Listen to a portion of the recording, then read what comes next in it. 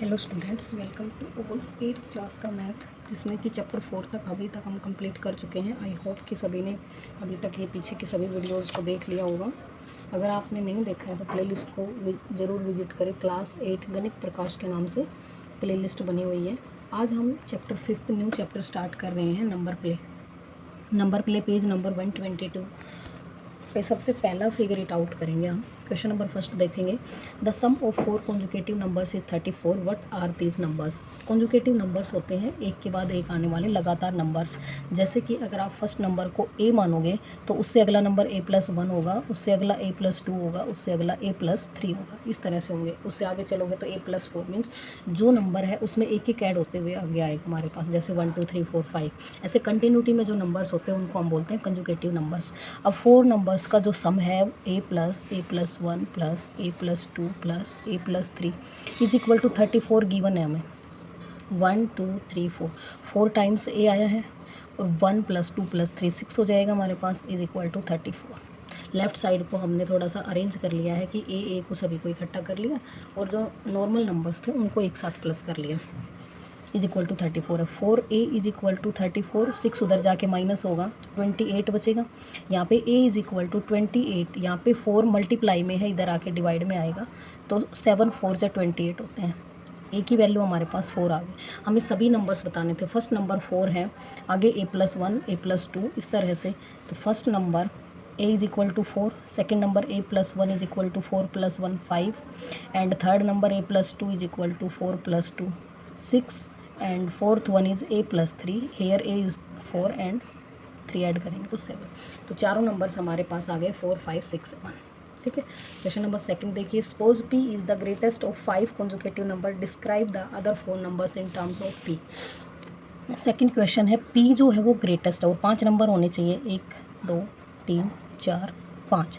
पाँचवा p है आपके पास। उससे पहले के 4 पूछे गए हैं तो इससे पहले एक कम रहा होगा p-1, उससे पहले 2 कम रहे होंगे p-2 p-3 p-4। मान लीजिए कि p की वैल्यू 1 रही होगी तो उससे पीछे एक एक माइनस करते हुए चले जाएंगे, फिर 0 रही होगी, -1 -2 -3। या फिर p की वैल्यू आप 7 मान लो, 7 है तो 7 1 कम 6 हो जाएगी, 2 कम 5 3 कम 4 4 कम 3। इस तरह से पीछे की वैल्यूज़ निकालते हैं। ये था question number 2। Next move to the question number 3। For each statement below determine whether it is always true, sometime true और never true, explain your reasons.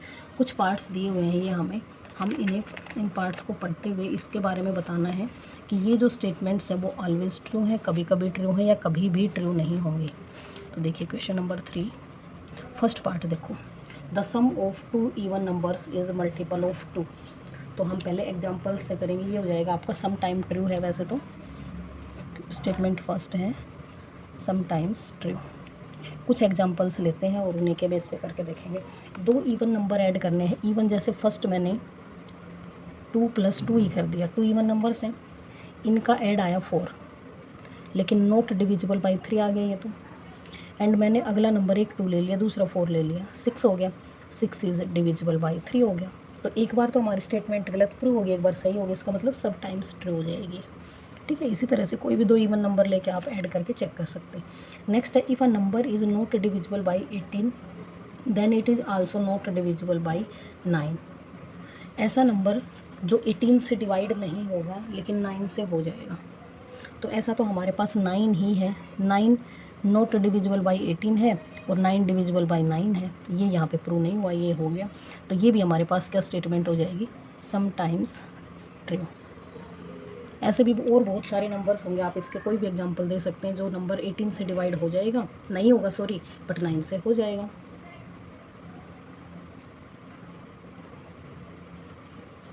ठीक है। नेक्स्ट है हमारे पास part 3। If 2 numbers are not divisible by 6, कोई भी 2 number जो 6 से डिविजिबल नहीं है, then their sum is not divisible by 6। चलो देखते हैं। If 2 numbers are not divisible by 6 then their sum is not divisible by 6। Okay, ये भी हमारे पास हो जाएगा समटाइम्स ट्रू। और कैसे होगा उसका हमें रीज़न देना है।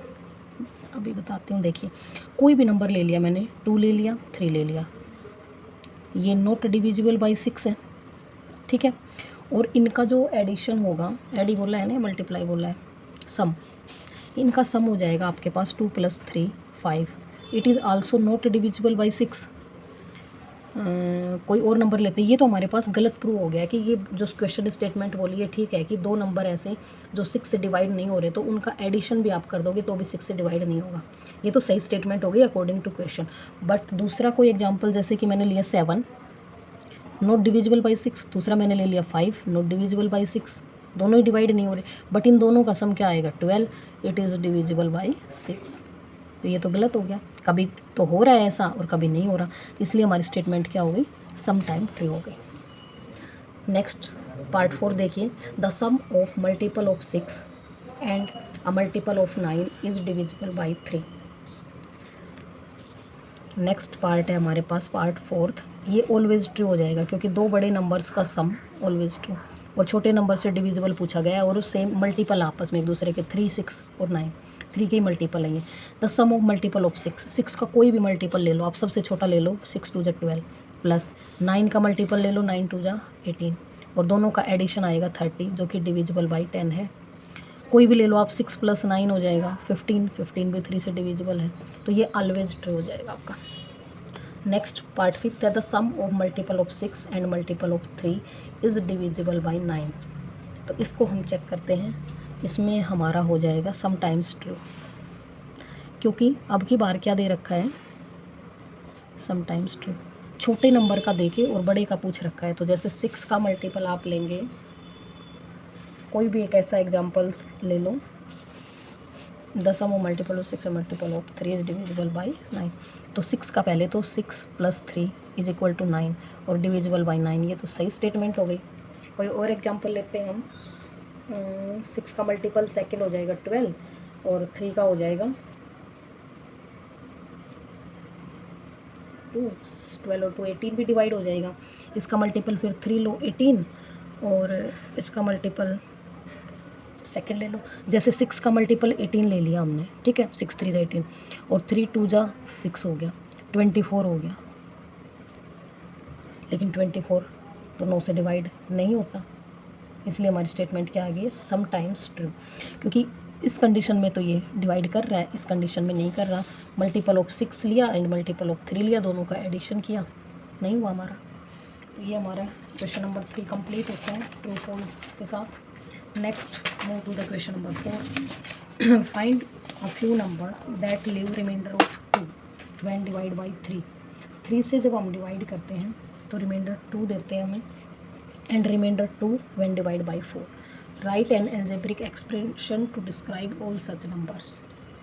कोई एक ऐसा नंबर है, क्वेश्चन नंबर 4 है, कोई एक ऐसा नंबर है जिसको हम डिवाइड कर रहे हैं 3 से, तो रिमाइंडर हमें दे रहा है 2। वही सेम नंबर 4 से डिवाइड करने पर भी, ये नंबर अभी हमें नहीं पता, फिर भी हमें रिमाइंडर दे रहा है 2, ठीक है। तो क्या रहा होगा, 3 और 4 का मल्टीपल ही रहा होगा वो नंबर कोई ना कोई, ठीक है।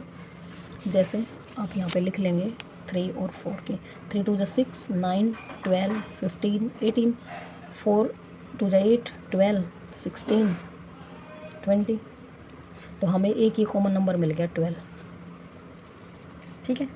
12 एक कॉमन नंबर मिला है जो कि 3 और 4 दोनों से डिवाइड होता है। आगे चलोगे तो और भी नंबर्स आपको मिल जाएंगे, लेकिन हमने सबसे छोटा ही नंबर ले लिया है, ठीक है। अब जैसे कि आप 12 को डिवाइड करेंगे 3 से, तो आपका कंप्लीट डिवाइड हो रहा है, 3 4 12 होता है, ठीक है। और यहाँ पे 4 से करेंगे तो 4 3 12 होता है, पूरा पूरा चला गया। बट रिमाइंडर 2 चाहिए हमें, तो हम क्या लिखेंगे, दिस नंबर इज़, जो नंबर हमें चाहिए वो this number is LCM of 3 and 4। 3 and 4 का नंबर क्या हो जाएगा, एलसीएम क्या हो जाएगा 12। तो जो नंबर हमें चाहिए वो एलसीएम होगा 3 and 4 का। और अब हमें लिखना है इसका अलजेब्रिक एक्सप्रेशन।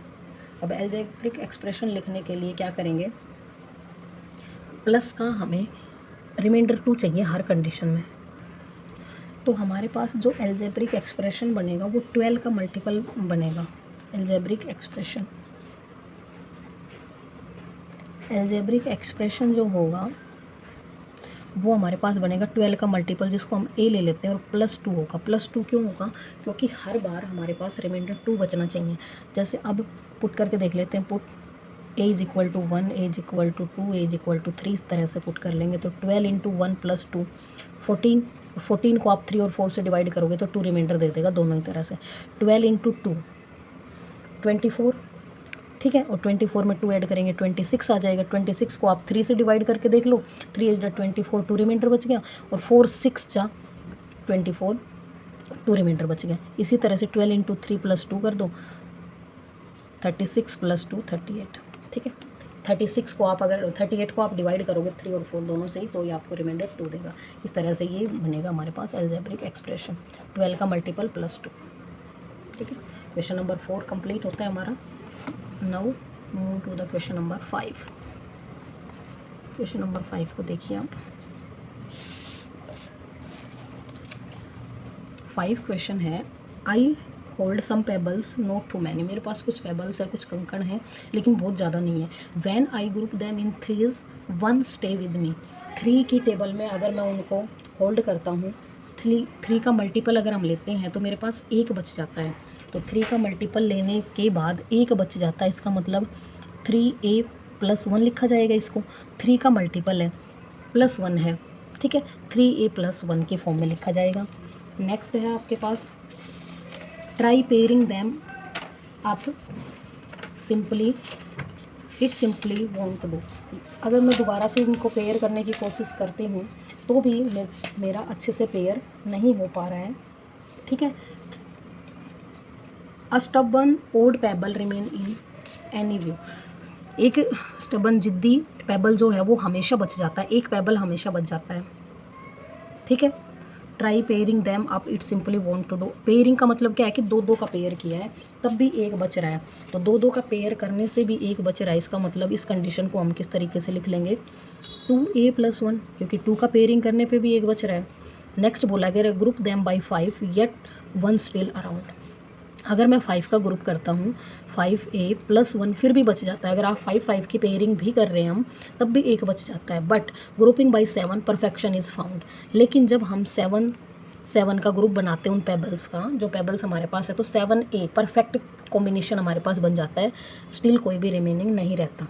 नेक्स्ट है more than 100 would be far too bold, can you tell me the number of pebbles I hold.